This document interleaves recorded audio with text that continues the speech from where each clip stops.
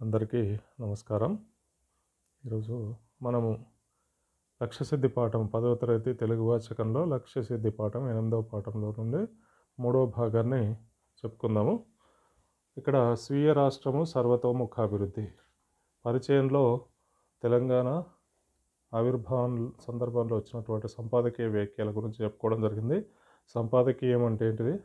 సంపాదకీయం అనేది ఒక సృజనాత్మక ప్రక్రియ అని చెప్పుకోవడం జరిగింది.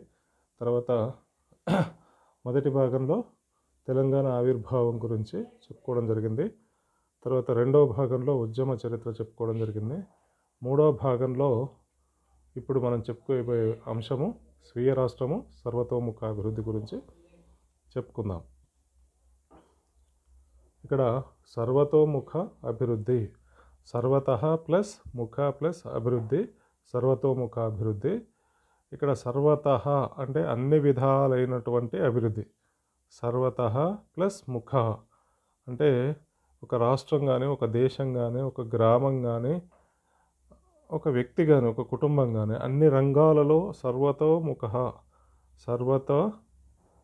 సర్వతః ప్లస్ ముఖ విసర్గ సంధి ఉంది. ఇక్కడ అన్ని రకాలుగా విద్యా రంగం కావచ్చు, వైద్య రంగం కావచ్చు, వాణిజ్య రంగం కావచ్చు, వ్యాపార రంగం కావచ్చు, వ్యవసాయ రంగం కావచ్చు, నీటిపారుదల రంగం కావచ్చు, తర్వాత మౌలిక వసతుల కల్పనలో కావచ్చు, తర్వాత అనేక రంగాల్లో సాంస్కృతికంగా కావచ్చు, భాషాపరంగా కావచ్చు, ఆరోగ్యపరంగా కావచ్చు, అన్ని విధాలుగా అభివృద్ధి చెందినప్పుడే సర్వతోముఖ అభివృద్ధి చెందినట్టు. ఆరోగ్యపరంగా కావచ్చు, పర్యావరణ పరంగా కావచ్చు. అయితే స్వీయ రాష్ట్రం సిద్ధించింది కనుక ఇక జాతి సర్వతోముఖాభివృద్ధి కోసం పాటుపడవలసి ఉంటుంది. తెలంగాణ జాతి అంటే తెలుగు వాళ్ళు 2 రాష్ట్రాలుగా ఉన్నాం, అటు ఆంధ్రప్రదేశ్ ఇటు తెలంగాణ. తెలంగాణ సర్వతోముఖాభివృద్ధి కోసం మనమందరం, తెలంగాణ ప్రజలమైన మనమందరము పాటుపడవలసి ఉంటుంది. పాటు అంటే కష్టపడము, ఇది అచ్చమైన తెలుగు పదం.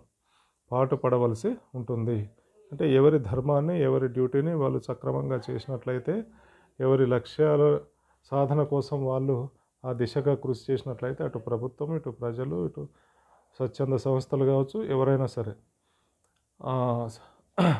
అభివృద్ధి కోసం పాటుపడవలసి ఉంటుంది. వలస పాలనలో ముఖ్యంగా అణచివేతకు గురైనటువంటి తెలంగాణ భాష అణచివేతకు గురైంది. సంస్కృతి కూడా అణచివేతకు గురైంది. అంటే అణచివేత అంటే మీరు మాట్లాడొద్దని వారు చెప్పరు, కానీ మనం మాట్లాడినప్పుడు మన భాషను వాళ్ళు అసహించుకోవడము, దానికి ఒక విలువ తక్కువ ఇవ్వడము, మన భాష పనికిరానిది అనడము అప్పుడు ఉమ్మడి ఆంధ్రప్రదేశ్గా ఉన్నప్పుడు జరిగింది. మన సంస్కృతి, మనం చేసుకునే పండుగలు కానీ, ఉత్సవాలు కానీ, సంప్రదాయాలను కానీ వాళ్ళు గౌరవించకపోవడం, చేసుకున్నా కూడా వాటిని చులకనగా చూడడం జరిగింది. కాబట్టి ఆ రెండింటికి మనం కూడా వీళ్ళు తక్కువ చూస్తున్నారని మన సంస్కృతిని, మన భాషను పక్కన పెట్టి వాళ్ళ సంస్కృతిని, వాళ్ళ భాషను, వాళ్ళ యాసను మనం అనుసరించడం జరిగింది. అట్లా కాకుండా మన తెలంగాణ భాష, మన యాస, మన యొక్క యాక్సెంట్ను, మన యొక్క సంస్కృతిని, మన యొక్క పండుగలను, మన సంప్రదాయాలను మళ్ళీ నిలబెట్టుకోవాలి, మళ్ళీ ప్రాణం పోయాలి. బతుకమ్మ పండుగ అనేది మన తెలంగాణ యొక్క ప్రత్యేకమైనటువంటి సంస్కృతి. తెలుగు భాషనే కానీ తెలుగు భాషలో మాండలికాలు ఉంటాయి. ఇటు తెలంగాణ, అటు రాయలసీమ, అటు కోస్తాంధ్ర ప్రాంతాల్లో మాట్లాడేటువంటి తెలుగు భాష మాండలికం అన్నమాట. మన మాండలికాన్ని కాపాడుకుంటూ మాండలికాన్ని రక్షించుకోవాలి. ఇప్పుడు కొత్తబాట పాఠం ఉంది. ఆ కొత్తబాట పాఠంలో మొత్తం మన అచ్చమైనటువంటి తెలంగాణ మాండలికంలో, మహబూబ్ నగర్ తెలంగాణ మాండలికంలో రాయడం జరిగింది. ఉత్కృష్టమైన తెలంగాణ జీవన విధానాన్ని పునరుద్ధరించుకోవాలి. అంటే ప్రతి ప్రాంతానికి ఏ రాష్ట్రం తీసుకున్నా ఆ రాష్ట్రంలో ఒక జీవన విధానం అంటూ ఉంటుంది. అలాగే మన తెలంగాణ జీవన విధానము అంటే రైతులు కావచ్చు, వ్యవసాయం చేయడం కావచ్చు, వాళ్ళు చేసేటువంటి వివిధ రకాలైనటువంటి పండుగలు, పబ్బాలు, కార్యక్రమాలు, పెళ్ళిళ్ళు, ఒక్కొక్క సందర్భంలో ఒక్కొక్క రకంగా. ఇప్పుడు పెళ్ళిళ్ళే మన దగ్గర చేసే పెళ్ళికి, ఆంధ్ర వాళ్ళు చేసే పెళ్ళికి కొన్ని వ్యత్యాసాలు ఉంటాయి. రాయలసీమ వాళ్ళు చేసే పెళ్ళికి వ్యత్యాసాలు ఉంటాయి. మన రాష్ట్రంలో చేసే పెళ్ళికి కర్ణాటక కావచ్చు, తమిళనాడులో కావచ్చు వ్యత్యాసం ఉంటుంది. అది ఒక జీవన విధానం. వివాహం కావచ్చు, ఇంకా ఇతర సందర్భాల్లో జరిగేటువంటి సాంస్కృతిక కార్యక్రమాలు కావచ్చు, ఆ జీవన విధానాన్ని పునరుద్ధరించుకోవాలి. తెలంగాణ అస్తిత్వాన్ని సమున్నతంగా నిలబెట్టి కృషి ఏ ఒక్క రంగానికి పరిమితమైంది కాదు. అంటే ఒక భాష, ఒక సంస్కృతి, ఒక వ్యవసాయము, ఒక విద్యారంగము, ఒక సాంస్కృతిక రంగము, ఒక వైద్య రంగము కాదు. అన్ని రంగాలలో మౌలిక వసతులు కావచ్చు, పారిశ్రామిక రంగం కావచ్చు, ప్రతి రంగంలో మనము పాటుపడవలసి ఉంటుంది తెలంగాణ పౌరులుగా. ఇక్కడ తెలంగాణ వచ్చే కంటే ముందు మన తెలంగాణ సామాజిక జీవనం ఛిద్రమైనది. ఛిద్రమైనది అంటే తెలంగాణ అస్తిత్వాన్ని తెలియజేసేటువంటి సమాజం ఒకప్పటి 100 సంవత్సరాల క్రితం, 70-80 సంవత్సరాల క్రితం తెలంగాణ ఐడెంటిటీ, ఒక అస్తిత్వానికి నిదర్శనమైనటువంటి సామాజిక జీవనము ఛిద్రమైనది. అంటే రంధ్రాలు పడింది, గాయపడింది. అంటే ఆంధ్ర పరిపాలనలలో మన తెలంగాణ సమాజంలో ఉండేటువంటి అంతస్తులు, సమాజంలో ఉండేటువంటి అనుబంధాలు, సమాజంలో ఉండేటువంటి కలయిక, సమాజంలో ఉండేటువంటి జీవన విధానం అది ఛిద్రమైందనమాట. సామాజిక సంబంధాలు తెగిపోయాయి. ఒక పల్లెటూరు తీసుకున్నట్లయితే స్వయం సమృద్ధంగా ఏ విధంగా అన్నదమ్ముల అనుబంధం కలిసిమెలిసి ఉండడం జరిగేది, అదంతా డ్యామేజ్ అయింది. సామాజిక సంబంధాలు తెగిపోయాయి. కాబట్టి తెలంగాణ సమాజం ఎప్పుడు ప్రశాంతతను, పచ్చని బతుకును కోరుతుంది.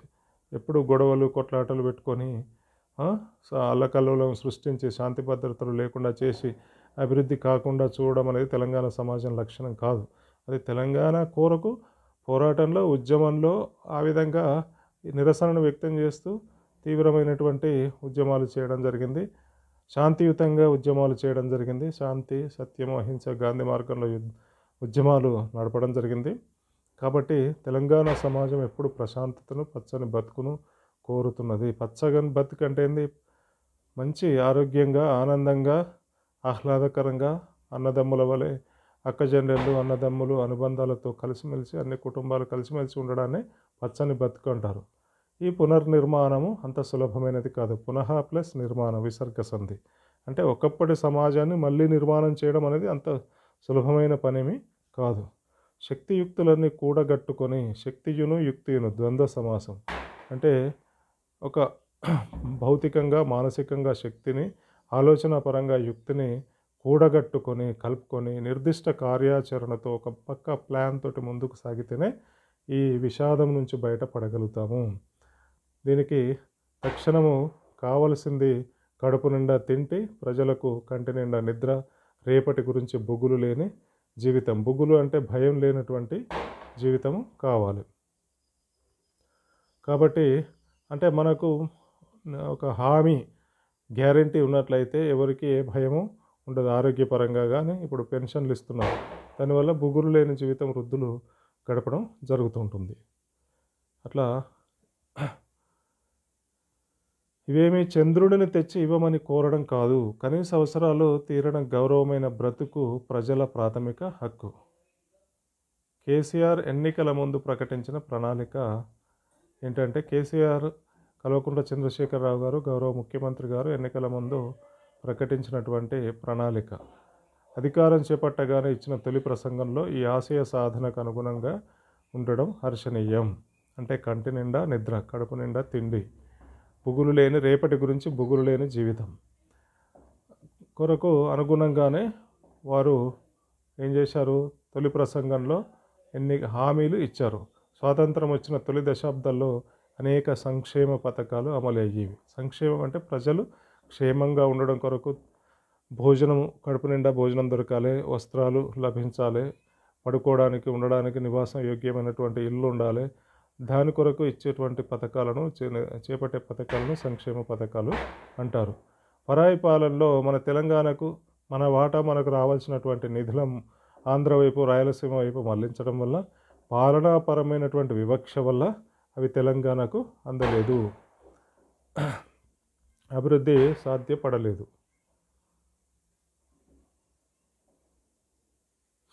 కాబట్టి అందువల్ల 3 తరాల అణచివేతలో మగ్గినటువంటి సమాజాన్ని మళ్ళీ సంక్షేమ పథకాల రూపంలో ఆదుకోవడం తప్పనిసరి. రుణాల మాఫీ, 2 పడక గదుల ఇల్లు మొదలైనవన్నీ సంక్షేమ రాజ్య విధానానికి అనుగుణమైనటువంటి హామీలు. తెలంగాణకు నీటిపారుదల రంగంలో కృష్ణా నది కావచ్చు, గోదావరి నది కావచ్చు, ఇంకా అనేక నదులు, అనేక ప్రాజెక్టులు చేపట్టిన నిర్మాణాలు పూర్తి కాక ఎక్కడనే ఉండి నీటిపారుదల రంగంలో జరిగిన అన్యాయాన్ని చక్కదిద్దడం అనేది ఒక పెద్ద కార్యం, బృహత్ కార్యం, గొప్ప కార్యం. కేసీఆర్ మొదటి రోజే ప్రకటించినట్లు పరిపాలనా రంగంలో సంస్కరణలు ప్రవేశపెట్టడం కూడా అవసరమే. ఒక్కటే కాదు, మనకు 31 జిల్లాలు, 33 జిల్లాలు చేయడం జరిగింది. అట్లా అది కూడా పరిపాలనా రంగంలో వచ్చినటువంటి సంస్కరణలు. అనేక మండలాలు ఏర్పాటు చేయడం జరిగింది. జోన్లను మార్చడానికి అనుగుణంగా చర్యలు చేపట్టడం జరిగింది. మున్సిపాలిటీల సంఖ్య పెంచడం జరిగింది. అట్లాంటివన్నిటిని పరిపాలన రంగంలో వచ్చినటువంటి సంస్కరణలు అని పిలుస్తారు.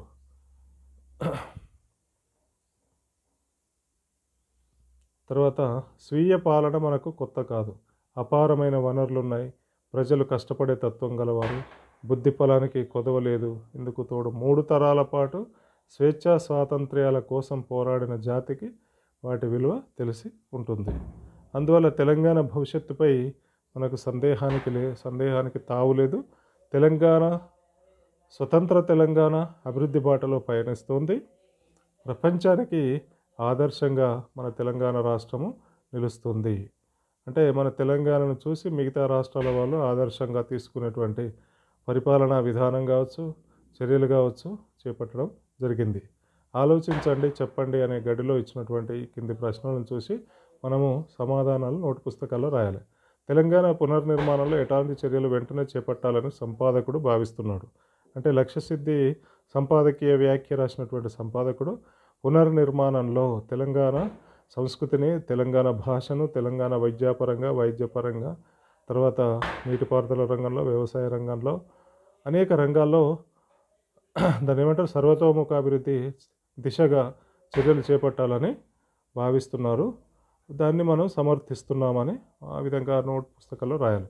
నవతెలంగాణ నిర్మాణంలో ప్రభుత్వ వ్యూహాలు ఏంటి? సంక్షేమ పథకాలు అమలుపరచడం కావచ్చు, డబుల్ బెడ్రూమ్ ఇల్లు కావచ్చు, మిషన్ భగీరథ కావచ్చు, కాళేశ్వరం ప్రాజెక్టు కావచ్చు, పెన్షన్లు కావచ్చు, ఇవన్నీ నవతెలంగాణ నిర్మాణంలో ప్రభుత్వం యొక్క వ్యూహాలు, స్ట్రాటజీస్.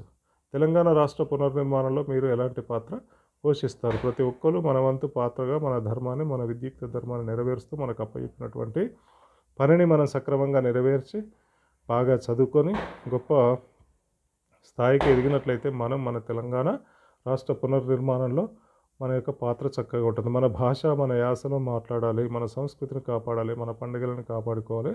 రాబోయే తరాలకు మన భాషను మనం అందించినట్లయితే మనం అది గొప్ప కార్యం చేసిన వాళ్ళం అవుతాం. మన తెలంగాణ యాసలో ఉన్నటువంటి తెలుగు భాషను మనం ప్రయోగిస్తూ వచ్చే తరానికి కూడా మనం అది నేర్పించినట్లయితే మనం తెలంగాణ రాష్ట్ర పునర్నిర్మాణంలో మన యొక్క పాత్ర నిర్వహించిన వాళ్ళము అవుతాము. మన భాషను, మన సంస్కృతిని వచ్చే జనరేషన్కు అందించడం మన బాధ్యత, వచ్చే తరానికి అందించడం మన బాధ్యత. ఈ విధంగా ప్రశ్నలకు సమాధానాలు రాయాలి.